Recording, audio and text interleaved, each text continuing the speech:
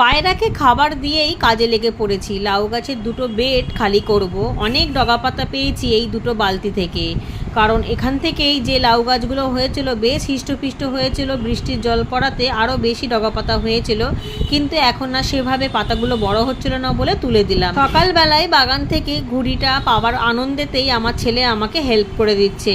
আর যেহেতু বাগানে থাকতে থাকতে অনেক কিছু কাজ শিখে গিয়েছে, তাই খুব সাবধানে গোড়াগুলোকে তুলে দিল এবং মাটিটাও খুশে দিচ্ছে। যেহেতু ঘুড়িটা পেয়ে গেছি অনেক কষ্টসাধ্য করার পর, এত বৃষ্টি হয়েছে তবু দেখুন মাটিগুলো কিন্তু বেশ ঝুরঝুরে রয়েছে, কোনো জল ঢল জমা নেই। আর এর মধ্যে একটা ছাঞ্চে শাকের গোড়া পেয়েছি। এটার যেহেতু শেকড় রয়েছে তাই শেকড় শুদ্ধ অন্য গাছের গোড়াতে দিয়ে দেবো, সেখান থেকেই শাকটা হবে। এপাশেও একটা বেড রেডি করার কাজ চলছে। এই সবের মধ্যে একটুখানি ফাঙ্গাস পাউডার গুলে নিয়েছি চন্দ্রমল্লিকা গাছে ছড়িয়ে দেবো বলে, কারণ চন্দ্রমল্লিকা গাছে খুব তাড়াতাড়ি মিলিবাগ লেগে যায়।